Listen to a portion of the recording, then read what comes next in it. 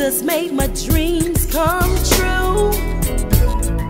He can do the same for you. He will. The Lord said, tell my people they're getting ready to sneeze. And you're getting ready to sneeze. And I want to say this because we know that in Kings here that when the Shunammite's son came back to life, the Bible says that he sneezed 7 times. And he came back to life. And I myself remember going to a hospital, and it's not to put me up, but it's just to give you an example of where God is taking us. I went to the hospital some years ago in Rockledge, and there was someone in a coma, and they had requested me to come down to the hospital and pray. And when I came, I said, Lord, you know, all I can give them is the word. So when I went into the hospital, Mother Ward, I began to quote the scripture. He was wounded for my transgressions. He was bruised for my iniquities. The chastisement of my peace was upon him, and by his stripes, and when I said stripes, the person that was in a coma sneezed. And the family began to scream, and the nurse began to run in the room, and not only did they sneeze, but one eye opened. And praise God, and a few minutes later, they sneezed again, and another eye opened, and praise God, they came out of the coma, but it was the word. And so what I'm telling you tonight, that what was dead, what looked like it was not going to live, what looked like it was on its way, praise God, to the grave, is getting ready. Tell somebody to sneeze. He was there on a day that he came thither. And he turned into the chamber and lay there. And he said to Gehazi, I'm back in 2 Kings 4, verse 12, his servant. Now let me tell you, Elisha was a servant. He got a double portion of Elisha's anointing. And he said to Gehazi, his servant, call this Shunammite. And when he had called her, she stood before him. And he said unto her, say now unto her, behold, thou hast been careful for us with all this care. What is to be done for thee? What do you need? Come on now. Come on now. What do you need? What is the depths of your desires in God? What do you need tonight? I'm not talking about that thing that everybody needs. We all need a financial breakthrough, but there's some things that the doctor can't fix. There's some things that you can't even tell the pastor. What do you need? And so because she was on the surface and she only thought of the things that was on the surface here, he said, behold, thou hast been careful for us with all this care. What to be done for thee?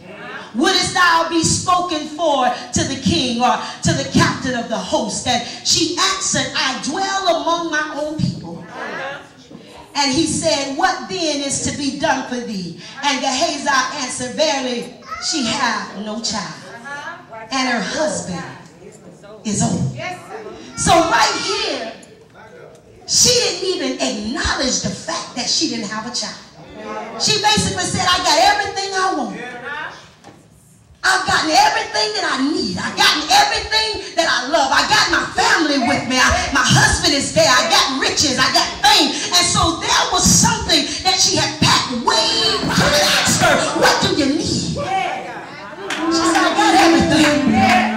But see, that's what it is about a prophet. They can see deeper. And so he looked into the secret places. And he said, she had no child. Not only do she have not a child, but her husband is old. And he said, call her. And when he had called her, she stood at the door. And he said, about this season, according to the time of life, thou hast embraced the son. And she said, listen to what she said. No, my Lord. Thou art a child of God, don't lie unto me now. Don't play with this. Don't go there if you ain't gonna get no deliverance. I ain't gonna be delivered. Don't tell me I'm gonna get my breakthrough if I ain't gonna get my breakthrough. Don't play with this place. You might can play with my finances. You might can play with my friends, but this thing, this person, there's some things I ain't told my pastor. There's some things I ain't told a prophet. There's some stuff I ain't told my mother or